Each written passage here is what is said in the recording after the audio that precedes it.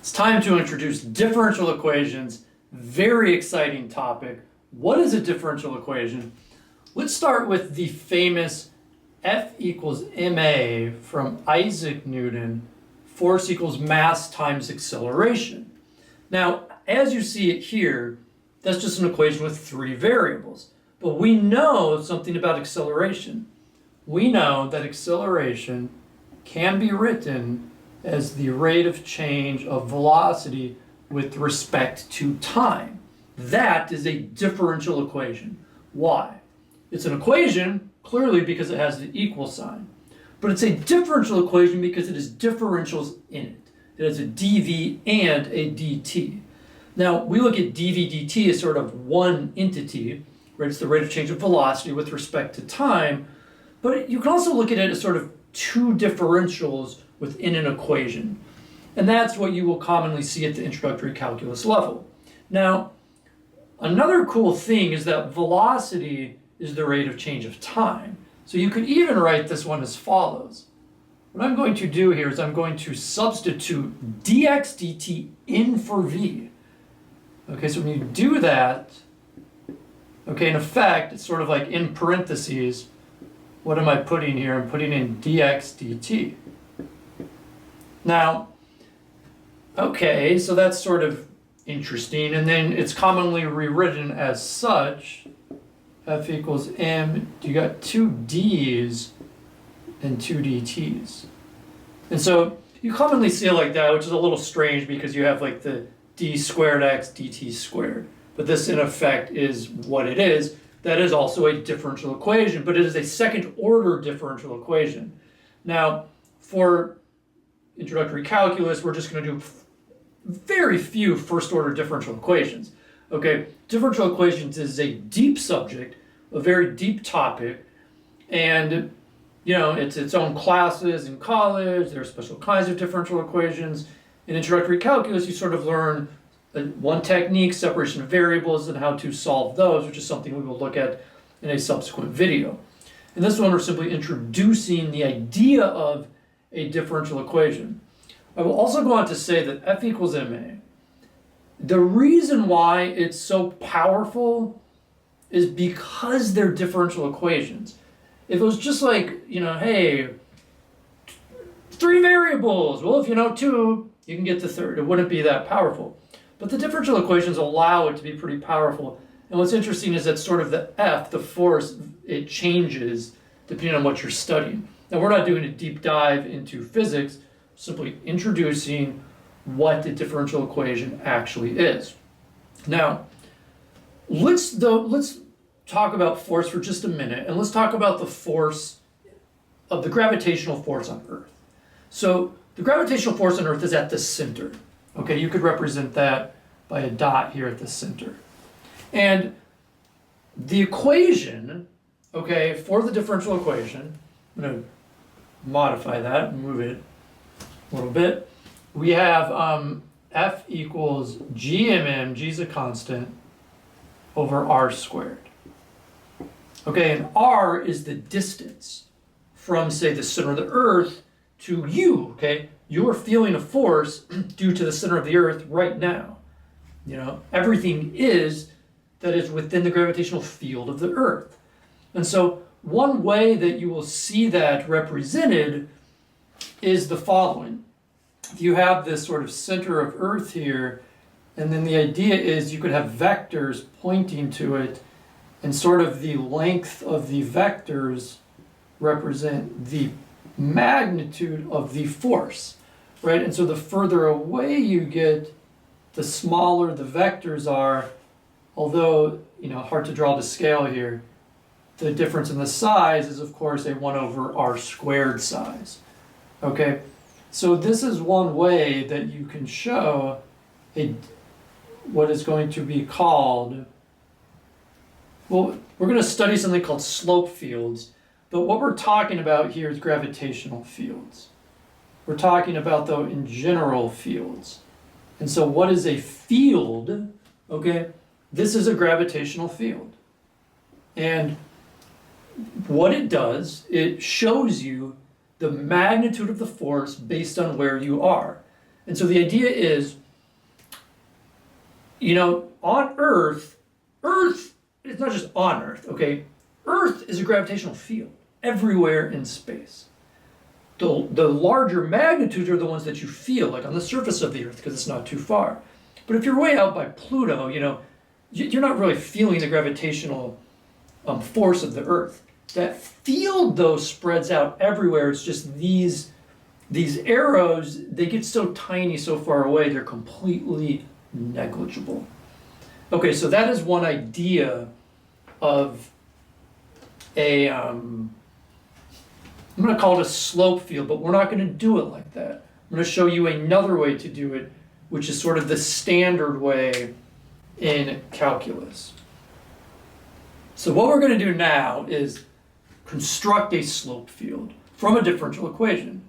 So we need a differential equation. We'll take dy dx equals x squared plus y squared minus 1. And what we do, we set up an x and y coordinate system. And usually to construct a slope field, you just do a few points, like maybe we'll go up to 1, 2. Okay, and we need to look at what is the slope, so let's call a slope field, at all these different points. So how do you do that? Okay, you start with a point, like let's say the origin, 0, 0. And you simply plug into this equation. So we get 0 plus 0 minus 1 is negative 1. So at the point 0, 0, dy dx is negative 1. And you represent that with a mini tangent line, just an estimate of what a slope of negative 1 looks like. Downward 45-degree angle. So we get, sorry, marker, you get something like this. The dot shouldn't be there, whatever, you get something like that. Okay, let's move on and look at some other points. What if we go to the right? Now I've got x is 1 and y is 0, so that's 1 minus 1 is 0. dy dx is 0 at this point. So you draw a slope of 0. Okay, you keep going. You get to now x is 2, y is still 0. 4 minus 1 is 3, so that's pretty steep, right? So you just estimated a slope of about 3. Okay? And then we keep going.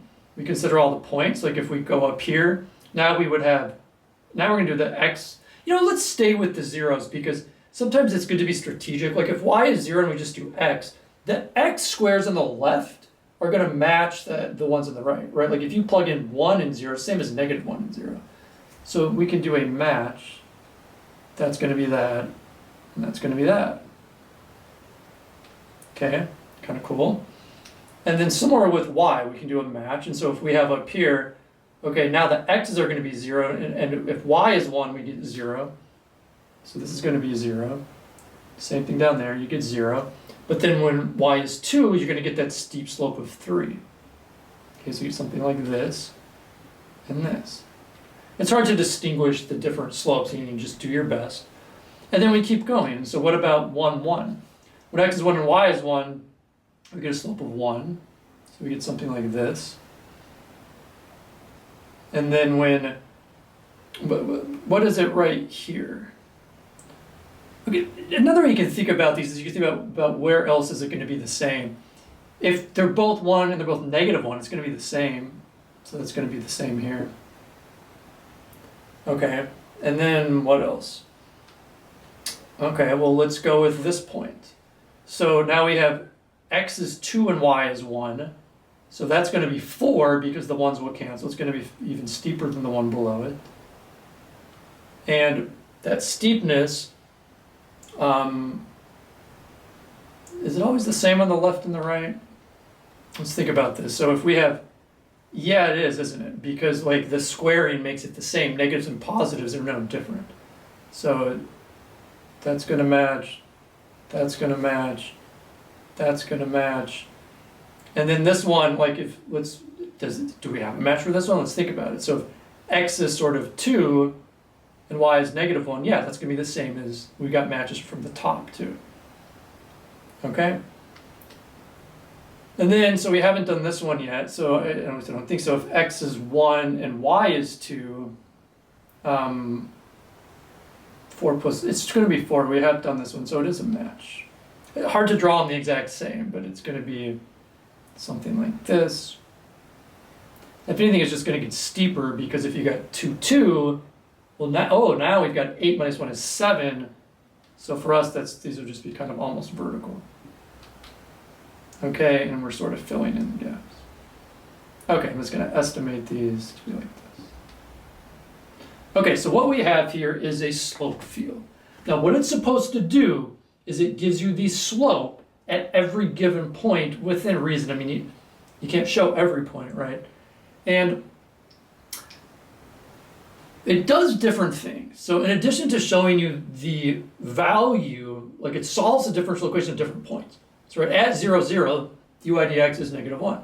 But it also presents you with the entire solutions, and these are actual, like, they're sort of like actual curves, okay? So if we start at the point 0, 0, okay, what you're supposed to do here is follow the curve. Now what's going to happen with this curve? Okay, it's not easy to sort of, draw these in. Just double check it here. So you can see it, what it does, it's going to go down, but then it's going to go up, right? And here it looks like what happens is it's going to go up, but then it's going to cut down. And so you are going to end up with something that looks like this. So what you're doing, you're just following like what the slopes tell you to do. Right, so you start here, you go up, but look, now you're going down, right? It's forcing you to go down and then more horizontal. Okay, so it's going to be something like this.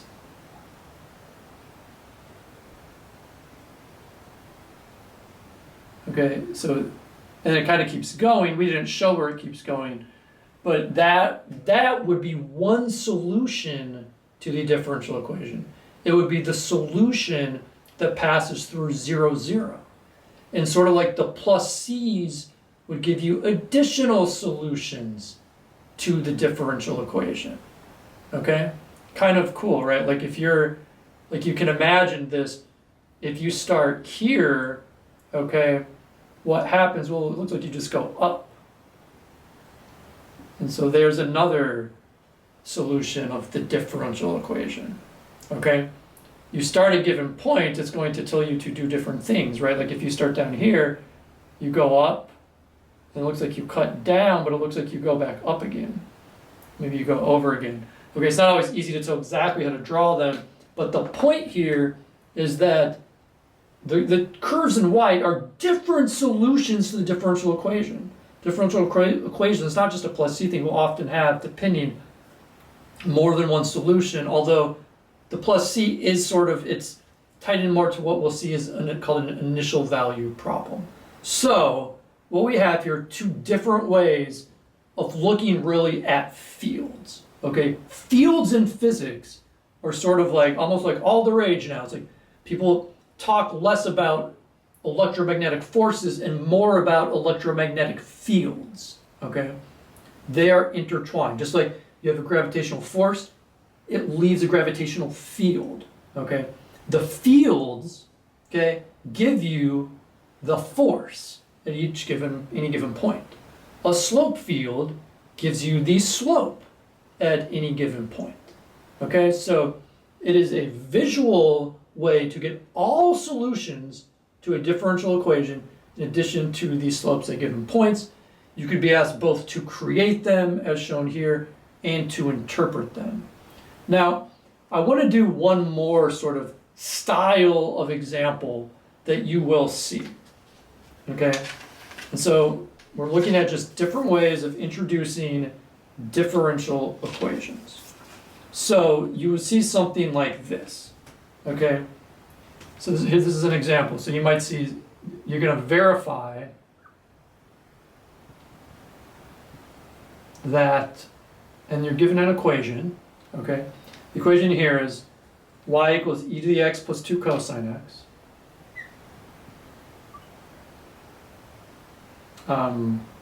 E to the x plus 2 cosine x. So we're going to verify that that equation is a solution to some differential equation. And the differential equation given here is the following. It is y minus dy dx about the squeakiness here, equals cosine of 2x. And then we've got plus 2 sine 2x. Okay, so this here is a differential equation, right? Y, because it's an equal sign, and a differential. It's got other stuff. And you're not asked to solve this, and you wouldn't be. These differential equations that you see are not ones that you're actually going to be given the tools to solve. You'll see the kinds that you are. You will be able to solve ones kind of more like this. And you're just asked to verify that the solution is. So the solution has been given to you. And so what do? You just plug it in. So what do you plug in? Well, you plug in, get rid of y. Put that in. And you've got to plug in for dy dx, but you don't have what dy dx is. So you need to say what dy dx is. Okay, so let's figure it out. What's dy dx? Okay, well, we know how to do that. Dy dx equals, and we take the derivative, e to the x. Very satisfying when the markers get better. And then, okay, so what's the derivative of, is it, no, it's, yeah, I wrote it wrong. I'm sorry. It's cosine of 2x. Yeah. All 2x's. Just cosine 2x. Okay, so this should be cosine 2x. And so take the derivative, e to the x, and the derivative of cosine is negative sine, but the chain rule is times 2. So it's negative 2 sine 2x. Okay, so now I've got y. Now I've got dy dx. Now I can put them together, substitute in, and see what I get. So let's do that. Y minus, and you want to be sort of explicit about what you're doing. This equals, now we substitute in, e to the x plus cosine 2x. And then I do minus, right? And I plug in my e to the x minus 2 sine 2x. And now you can see that the e to the x is canceled, and so you're left with y minus dy dx equals cosine 2x plus, because the negatives cancel, 2 sine 2x. And that's exactly what we have here. Okay, so it's a check. Okay, so that's our introduction to differential equations to try to get you to understand what they are. Okay? Let's just do a recap here because I think this is kind of important. So, differential equations are introduced to the world with Isaac Newton's Principia in physics. He delivers F equals ma, and again, the power of F equals ma are the fact that they're differential equations. It allows you to solve, right, not just like for one unknown variable, but like you're seeing here, for entire fields. It can give you all solutions, okay? And beauty of this one too in particular is that it allows you to solve for kind of v and x, velocity and position. They're different orders of differential equations, okay? A differential equation is an equation with differentials in them. It could be dv dt, dy dx, doesn't matter which one it is. The interpretation depends on the variable. We've spent a lot of time talking already about how to interpret dy dx, right? It's the rate of change, okay? And the solutions are sort of like, this is some curve. I don't know what it is. It's y equals something, and the curve goes like that. Or this is another solution. It's y equals something, and the curve goes like that, okay? So the solutions of differential equations are their equations. And they don't have to be just y equals, right? Like a solution could be x squared plus y squared equals 1, okay? You don't necessarily have to solve it for y, although it commonly is.